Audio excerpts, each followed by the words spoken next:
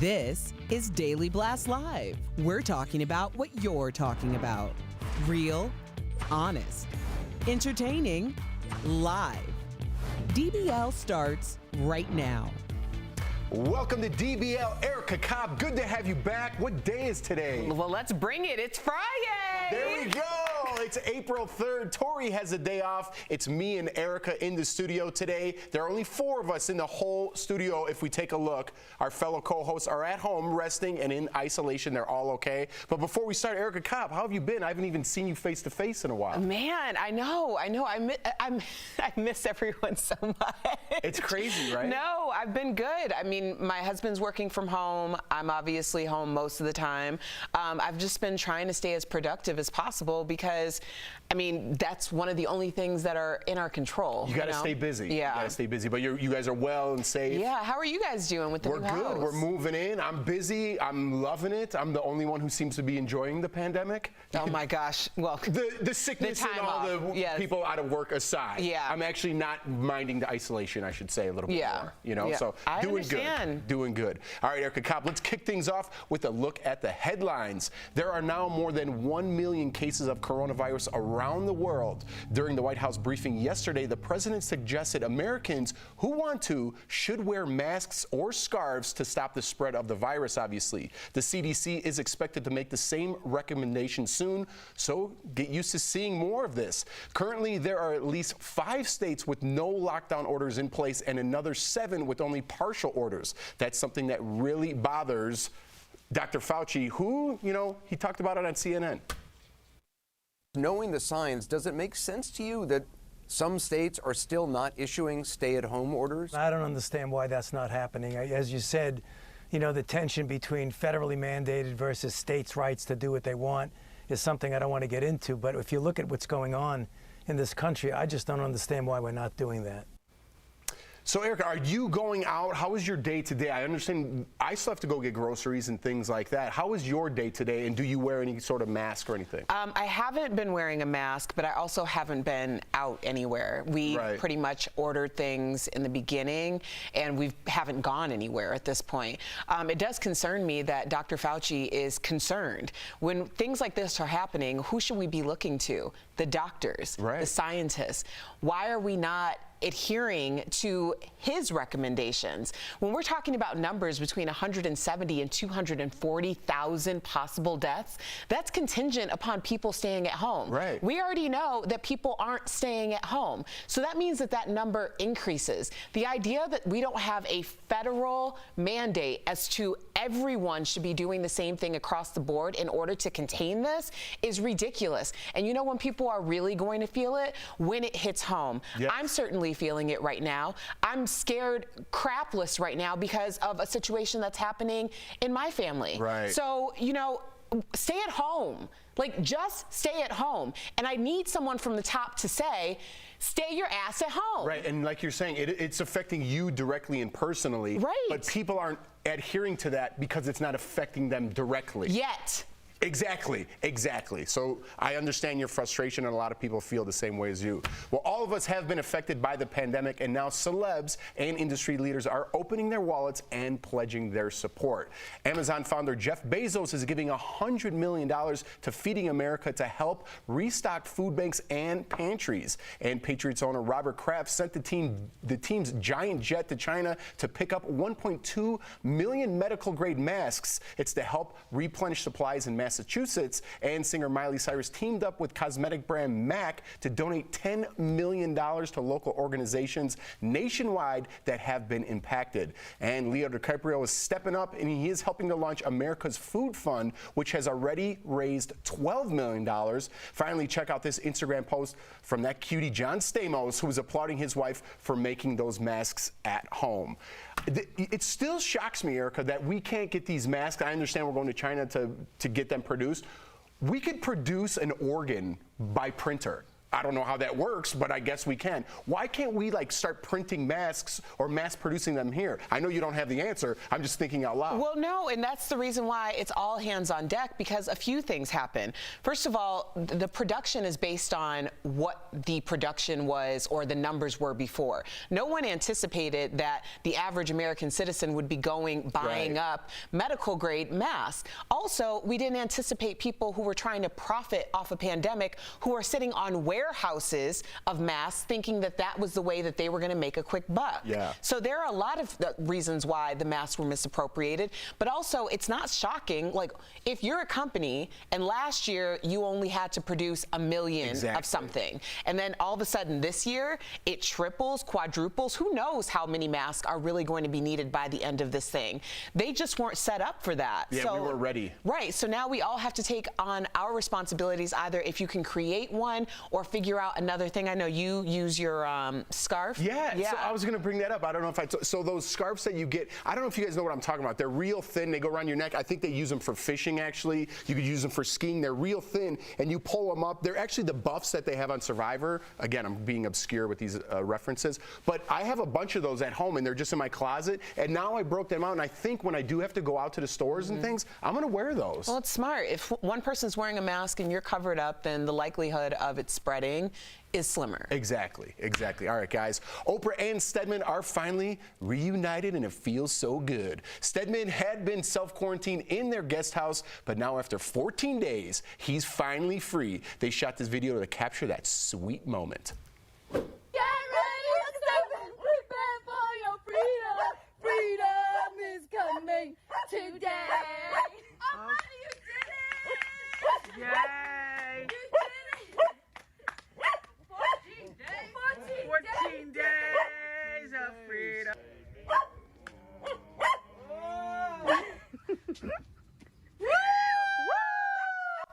Do you think before he opened that door, he was like, I was kind of enjoying myself?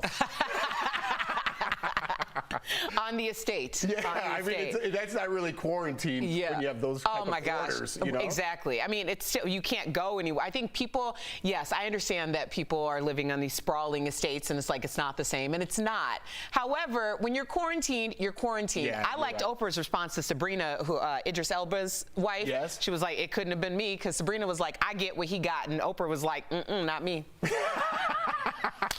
Well said. Coming up on DBL, our medical expert, Dr. Pyle Coley, is back to answer more of your coronavirus questions and give us a silver lining. And as we go to break, check out this overhead view of our studio. It's literally a ghost town in here. And we want to thank everybody working from home and in our studio and in the control room. We thank you guys. We love you guys. Thanks for keeping this show on the air. We'll be right back with the doc.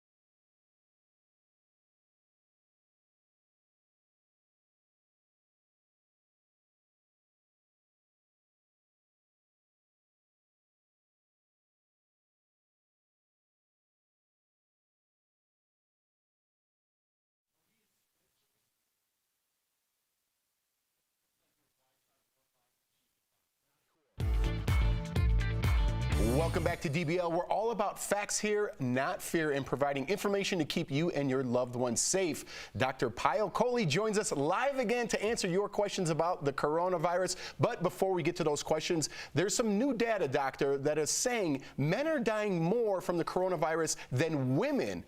What's going on here, Doc? Help me out. So we first became interested in actually looking at the difference between men and women because of what we saw with SARS and with MERS. And remember, those are the closest cousins to this virus.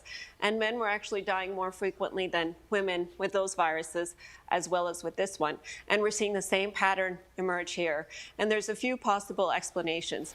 The first is that it's behavioral. So men tend to indulge in more bad behaviors compared to women. Things like smoking, not washing their hands, not using soap. And believe it or not, men are less likely to listen to public health experts than women. Well, are you listening, Jeff? No, I don't want to listen to that, Dr. Kohli. No, I totally hear you. That makes sense. And welcome to the show. I forgot to say it off the top. So welcome, Dr. Kohli. We love having you. Thanks for being here. So we're going to start. Thank you. So a couple of other explanations. Well, before we move on, I just want a couple of other things. So the second possible explanation is that men may actually just have more medical illnesses, like high blood pressure, heart disease, or diabetes. And the final explanation is biological or hormonal. So believe it or not, estrogen actually plays a role in regulating immune function. And men actually have a slightly lower innate immune response to viruses like HIV and hepatitis C. And then the gene that actually is involved in this virus attacking your body lives on the X chromosome. And women have 2 copies of the X chromosome, and men only have 1. So these are all possible explanations for maybe why men are dying more commonly than women. Wow. I think that's so important for people to hear because, like, in my household with my husband, even before this happened, I would be like hosing him down in the backyard because he just doesn't think about things the way that I think about them. And I'm like, are you bringing this into the house? Like, don't, because now you're a carrier. Your bad behaviors are compromising the entire household. So when men aren't thinking about themselves, at least think about everyone else who is in the household and hose your husband down in the backyard. We're going to get to the first question. Disgusting. What can I say? Comes from Gene. Did you hose Jeff down today before? I did. I hosed him down too. I hose everybody down. Now our first question, it comes from Gene. He wants to know if homemade masks are safe to use, and if the mask is 100% cotton with 2 pieces, do they need a liner? So homemade masks are safe to use, and they're actually better to use than nothing at all. But there are a couple of caveats I want you to remember. The first is that the fit has to be good on the face, because otherwise you're more likely to touch your face and adjust the mask, which increases your risk.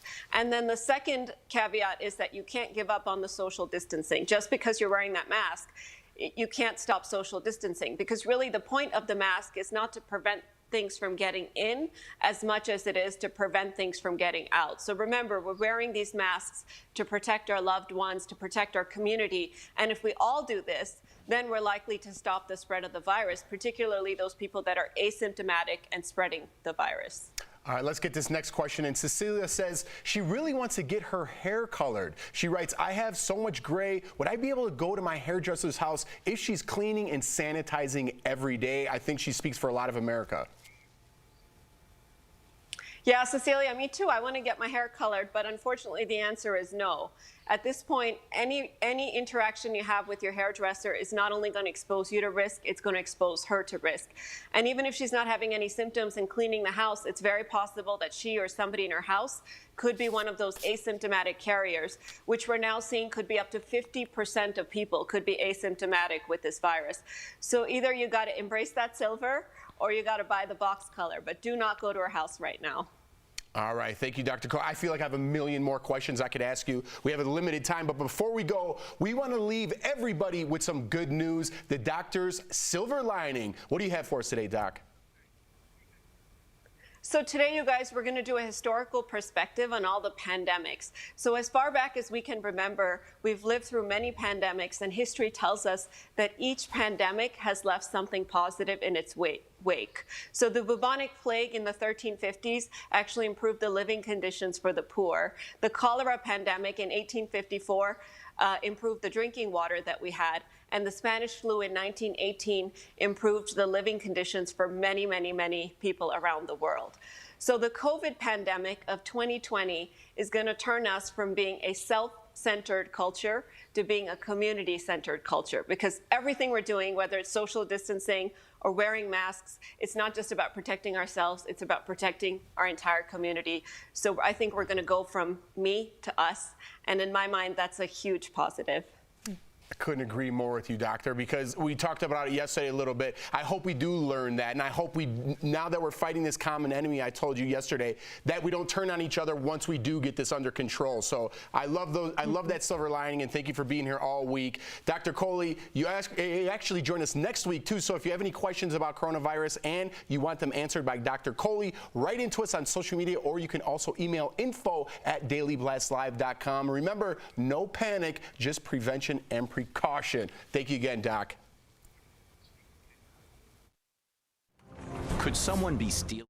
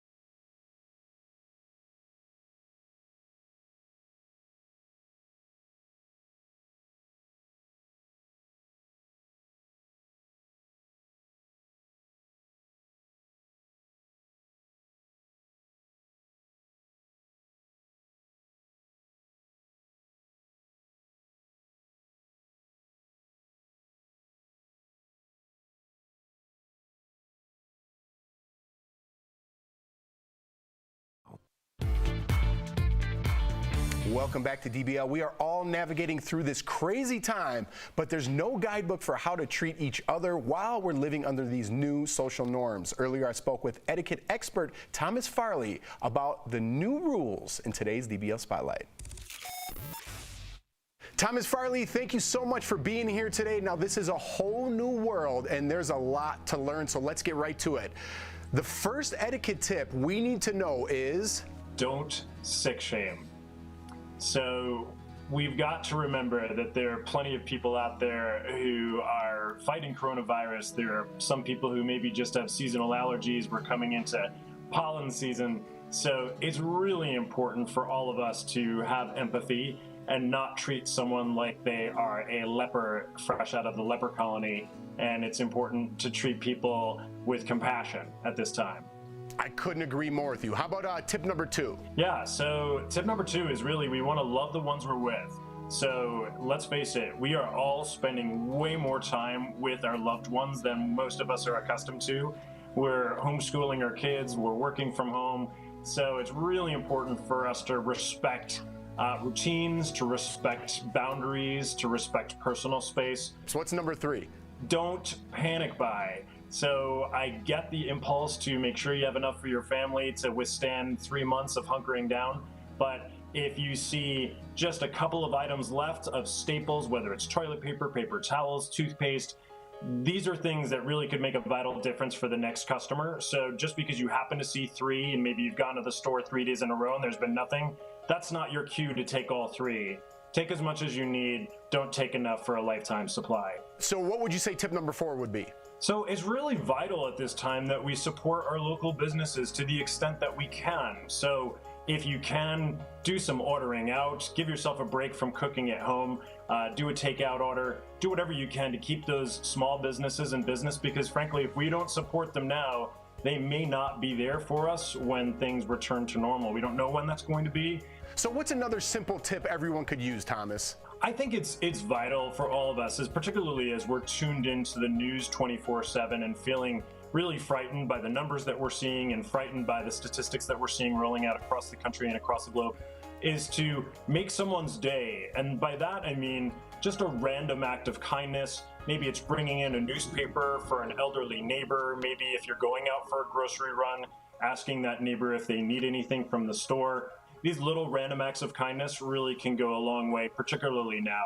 Absolutely. And these seem like such simple things to me and you, but it's good to get these out there again and reestablish these and reestablish that we live in a society, we live in a community, and be the best person in that community you could be. It's the only way we're going to get through this. These little tips, you're right, they are common sense, but they're vital to carry us through. Thomas Farley, Thank you so much for being here. Thank you so much for having me. We'll be right back, everybody. Stay well. Promotional consideration is brought to you by I'm very